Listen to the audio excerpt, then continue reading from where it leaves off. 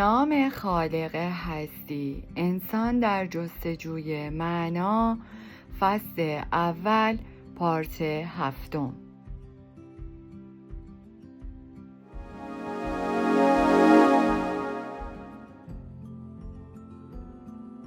در راه ما خود را به اردوگاه زنان و به درون کلبه‌ای رساندیم. این اردوگاه خالی بود، زیرا زنان را به اردوگاه دیگری فرستاده بودند.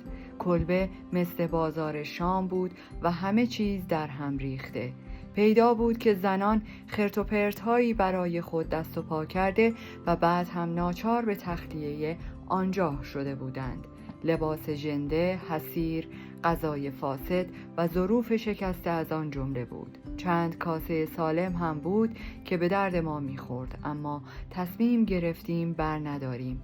بعدها شنیدیم که وقتی اوضاع بحرانی شد، از این کاسه ها تنها برای غذا استفاده نمی‌کردند، بلکه به جای لگن و لگن دستشویی نیز استفاده می‌شد.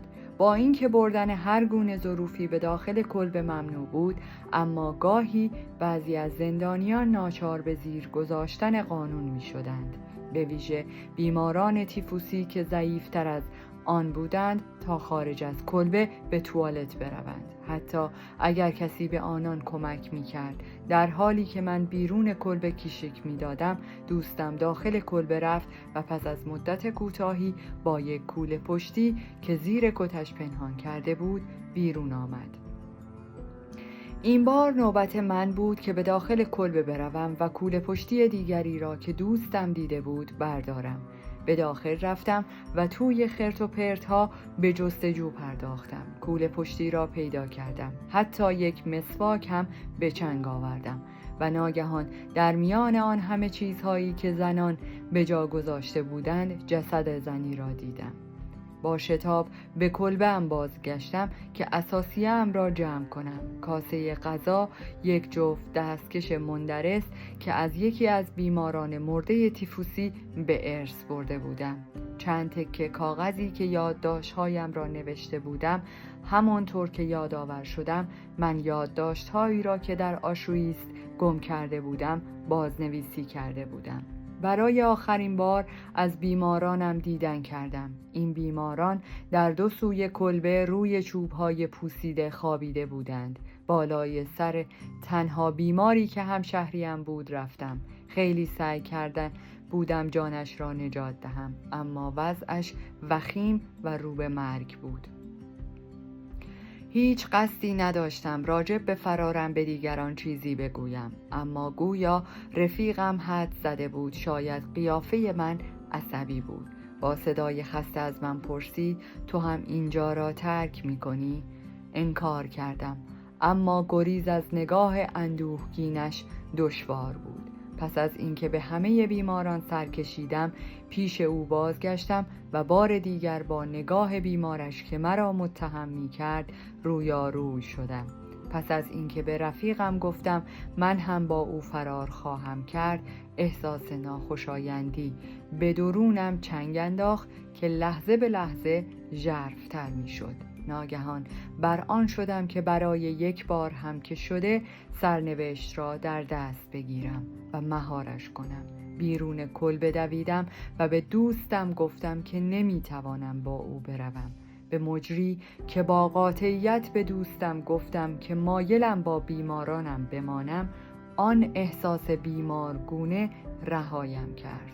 نمیتوانستم روزهای آینده چه در پیش خواهم گذشت، اما یک آرامش درونی احساس می کردم که هرگز بیش از آن را تجربه نکرده بودم.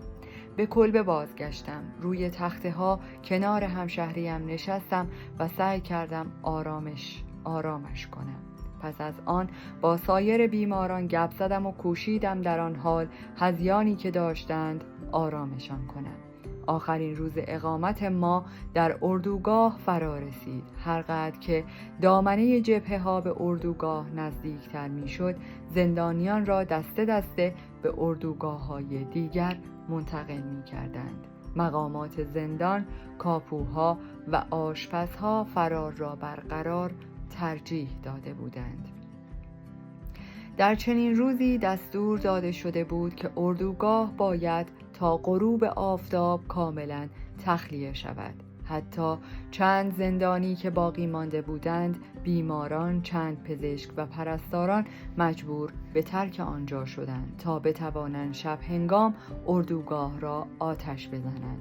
هنوز از آمدن کامیون که قرار بود بعد از ظهر بیاید و بیماران را به اردوگاه دیگر حمل کند خبری نبود. در عوض دروازه‌های اردوگاه بسته شد و مراقبت در اطراف سیم‌های خاردار شدیدتر شد تا کسی نتواند فرار کند. به نظر می رسید باقی مانده زندانیان محکوم بودند در اردوگاه آتش زده شوند و من و دوستم بار دیگر تصمیم گرفتیم فرار کنیم. به ما دستور دادند جسد 3 زندانی را بیرون اردوگاه و پشت سیم‌های خاردار به خاک بسپاریم. تنها ما 2 نفر بودیم که نیرو داشتیم چنین کاری را انجام دهیم. تقریباً بقیه افراد در چند کلبه‌ای که هنوز مورد استفاده قرار می گرفت در بستر بودند و با تب و هذیان دست و پنجه نرم می کردند. حالا دیگر نقشه‌ای دیگر در سر داشتیم. برای بردن جسد از یک وان کهنه به جای تابوت استفاده می کردیم که کوله پشتی را هم می توانستیم در درون آن پنهان کنیم. با دومین جسد کوله پشتی را می بردیم و قصد داشتیم با 3مین جسد هم فرار کنیم. در بردن 2 جسد کار ما طبق نقشه انجام گرفت. همه چیز رو به راه بود. پس از اینکه برگشتیم، موقعی که دوستم رفته بود که تکنانی دست و پا کند تا بتوانیم در چند روز آینده در جنگ‌ها با آن رفع گرسنگی کنیم، من منتظر ماندم. دقیقه ها می گذشت و من همچنان منتظر بودم. با گذشت زمان و نیامدن دوستم بیقرارتر می شدم. پس از 3 سال زندگی اردوگاهی مزه آزادی را شادمانه در ذهنم زنده می کردم. فکر می کردم چقدر عالی خواهد بود به سوی جبهه جنگ برویم، اما کار ما به آنجا نرسید.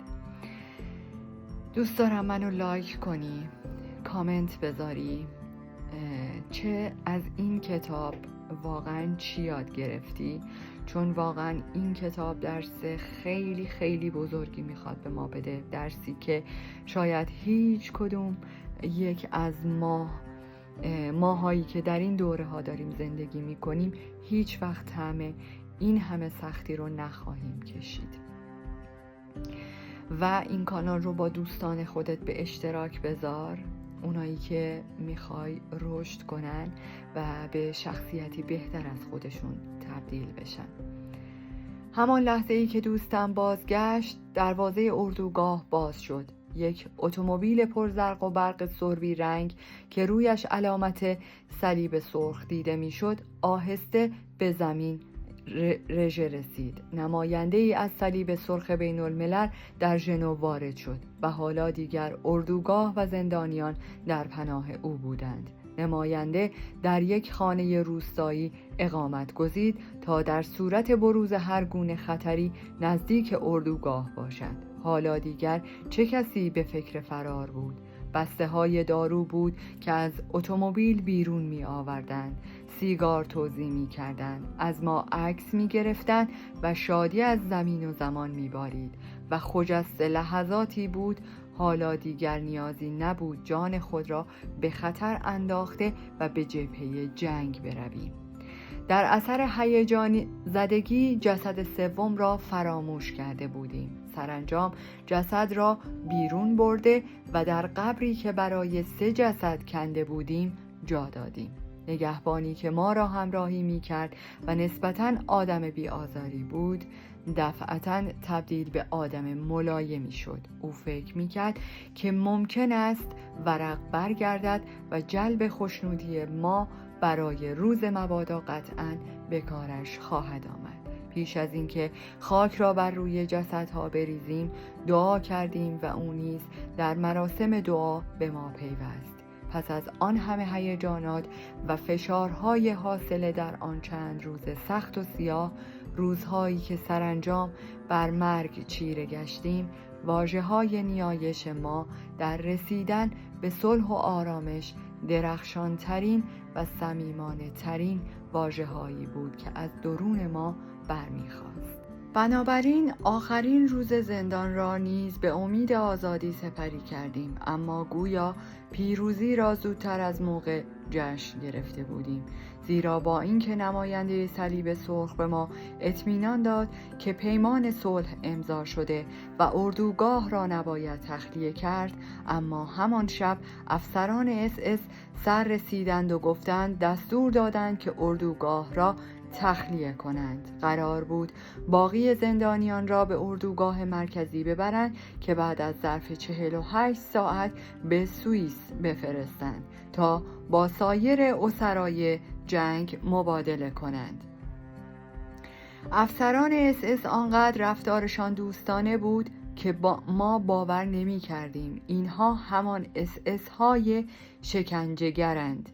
اس ها می کوشیدند ما را وادار کنند بدون وحشت سوار کامیون ها شویم و می گفتند باید از شانس خوب خود سپاسگزار باشیم. کسانی که هنوز ته نیرویی داشتند سوار کامیون ها شدند و کسانی را هم که کاملا از رمق رفته بودند به دشواری بلند می کردند و در کامیون جا می دادند. دیگر نیازی نبود من و دوستم کوله پشتیمان را پنهان کنیم. ما در صف آخرین گروهی ایستادیم که باید 13 نفر را از این گروه برمی‌گزیدند و با کامیون ما قبل آخر می‌فرستادند. سرپرست پزشکان تعداد مورد نیاز را شمرد، اما ما از قلم افتادیم. 13 نفر سوار کامیون شدند و ما 2 نفر جا ماندیم. ما شگفت زده، ناراحت و ناامید پزشک را ملامت می کردیم. او هم خستگی و کلافه شدن خود را بهانه کرد و عذر خواست، زیرا فکر کرده بود که ما 2 نفر هنوز خیال فرار در سر داریم. ما در حالی که کوله پشتی هایمان را به پشت داشتیم و در نهایت بی‌صبری و بیقراری همراه باقی زندانیان نشستیم و منتظر آخرین کامیون شدیم، ناچار بودیم مدت زیادی به انتظار بمانیم. سرانجام در اتاق خالی نگهبانان روی تشک‌ها دراز کشیدیم. لحظات را در امید و ناامیدی سپری می کردیم. با لباس و کفش خوابیدیم تا آماده سفر باشیم. با صدای تیراندازی و توپ بیدار شدیم. نور، خمپاره و صدای تیر و توپ به درون کلبه می ریخت.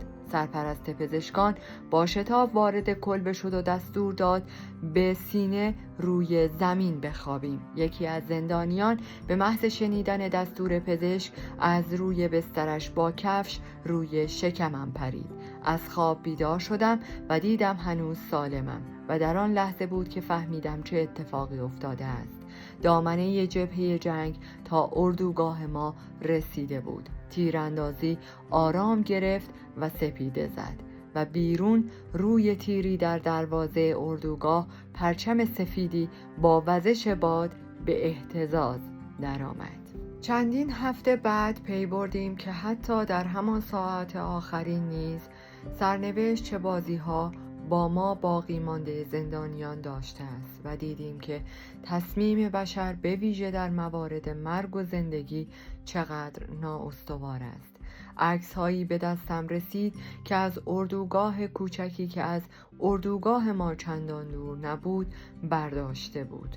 دوستان ما که آن شب فکر می‌کردند در کامیون‌ها به سوی آزادی می‌روند، به این اردوگاه منتقل شدند و در آنجا در کلبه‌های قفل شده سوزانده شدند. بدنهای نیمه سوخته آنان را می‌توانستیم تشخیص دهیم. بار دیگر به یاد اسرائیل در تهران افتادم.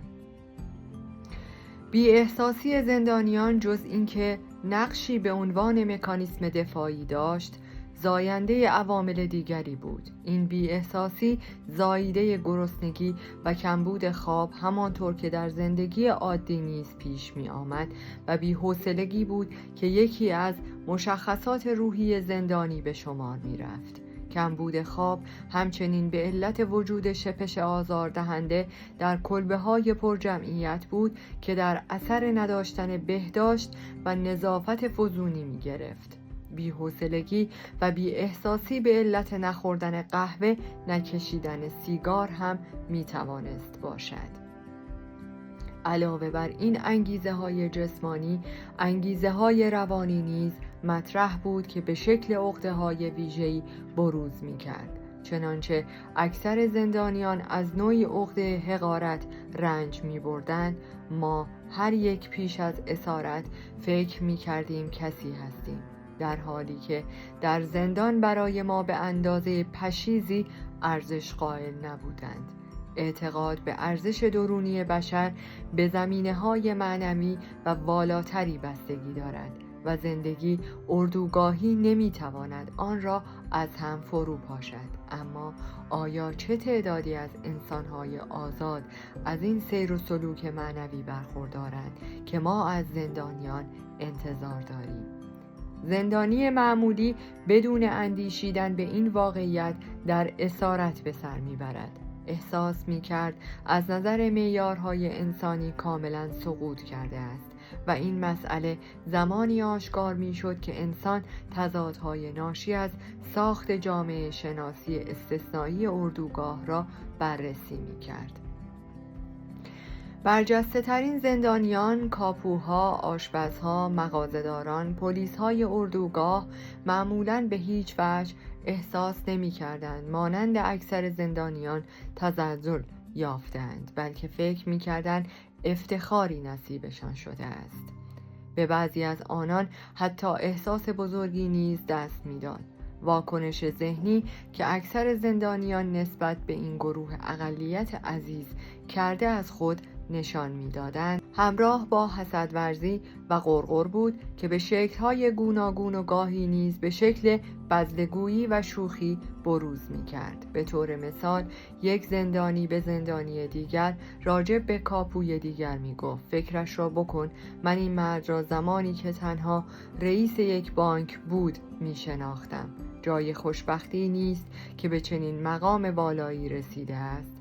به محض اینکه بین اکثریت تحقیر شده و اقلیت به عرش رسیده، رویارویی پیش می آمد که این درگیری ها کم هم نبود و همیشه هم با توزیع غذا شروع می شد. نتیجهش یک جریان انفجاری بود. بنابراین هنگامی که این فشارهای روانی فزونی می یافت، کج‌خلقی همه‌گیر که راجب به عنوان عواملی جسمانی آن بیشتر صحبت کردیم نیز شدیدتر می گردید و هیچ جای شگفتی نیست که این فشارها اغلب سبب در گرفتن دعوا نیز می شد. از آنجا که زندانی پیوست شاهد شلاق خوردن زندانیان بود، میل به خشونت در او سر می داشت. من خودم وقتی گرسنه و خسته بودم خون به سرم می دوید و مشتهایم را گره می کردم. به ما اجازه داده بودند در کلبه بیماران تیفوسی بخاری روشن کنیم و من برای اینکه بخاری خاموش نشود تا صبح کشیک می دادم. به همین علت غالباً بسیار خسته و فرسوده بودم. رویایی ترین ساعات من همین شبهایی بود که بقیه یا خواب بودند یا هذیان می گفتند. من در دل این نیمه شبها می توانستم جلوی بخاری دراز بکشم و چند سیب زمینی دزدی را روی آتشی که زغالش هم دزدی بود برشته کنم. اما روز بعد خسته تر، بی‌حس‌تر و تندخوتر بودم. موقعی که به عنوان پزشک در کلبه بیماران تیفوسی کار می کردم، باید به جای سرپرست ارشد نیز که مریض بود کار کنم. بنابراین من در برابر مقامات اردوگاه مسئول تمیز نگاه داشتن کلبه ها بودم. البته اگر بشود کاری را که ما می کردیم به واژه تمیز شناخت. تظاهر به بازرسی که اغلب هم از کلبه ها به عمل می آمد بیشتر به خاطر شکنجه ما بود تا بهداشت. آنچه برای ما حیاتی بود دارو و غذای بیشتر بود، اما بازرسان تنها به این توجه داشتند که یک پر کاه وسط راه رو نیفتاده باشد و یا پتوهای کثیف و پر از کرم بیماران مرتب تا شده باشد و دیگر توجهی نداشتند که به سر بیمار چه می آید. اگر گزارشم را درست می دادم، یعنی کلاهم را به سرعت از سرم بر می داشتم و پاهایم را به هم می کوفتم. کلبه شماره 6 9 52 بیمار، 2 پرستار و 1 پزشک. خوشنود آنجا را ترک می کردند. معمولاً وقتی اعلام می کردند که برای بازرسی خواهند آمد، اغلب با ساعتها تأخیر می آمدند و گاهی هم اصلاً نمی آمدند. اما تا زمانی که نیامده بودند، من ناچار بودم پتوها را مرتب کنم، ذرات کاه را که از رخت خواب بیرون میریخت جمع کنم و سر بیماران بیچاره را که در رخت خوابشان میغلطیدند و تهدید میکردند زحمت مرا در نظم رخت خواب هدر خواهند داد فریاد بکشم. بی احساسی و بی تفاوتی در میان بیماران بدحال آنقدر محسوس بود که هیچ گونه واکنشی از خود نشان نمیدادند، مگر اینکه سرشان فریاد میزدم که گاهی فریاد هم کارگر نمیشد و در اینجا بود که باید سخت خودم را کنترل می کردم تا آنان را کتک نزنم، زیرا انسان وقتی خود از تندخویی‌اش رنج می برد با بی احساسی و بی تفاوتی دیگران، به ویژه در موارد خطرناک که در مواقع بازرسی پیش می آمد، رویاروی می شدم. با کوششی که در ارائه این مطالعه روانشناسی و توجیه آسیب شناسی روانی خصوصیات ویژه اسیران اردوگاه کار اجباری نمودم، ممکن است این تصور را در ذهن شما ایجاد کرده باشم که بشر کاملاً به گونه‌ای اجتناب ناپذیر زیر تأثیر محیط خویش واقع می شود. البته در این مورد محیط منحصر به فرد زندان است که زندانی را وامی داشت رفتارش را با الگوی پذیرفته شده‌ای تطبیق دهد. پس از آزادی بشر چه می شود؟ هیچ گونه آزادی معنوی در رابطه با رفتار و واکنش در برابر محیط موجود وجود دارد؟ آیا این نظریه درست است که بشر چیزی جز محصول عوامل و شرایط محیطی، اعم از اینکه دارای طبیعت زیستی، روانشناسی یا جامعه شناسی باشد نیست؟ آیا بشر محصول تصادفی این عوامل است؟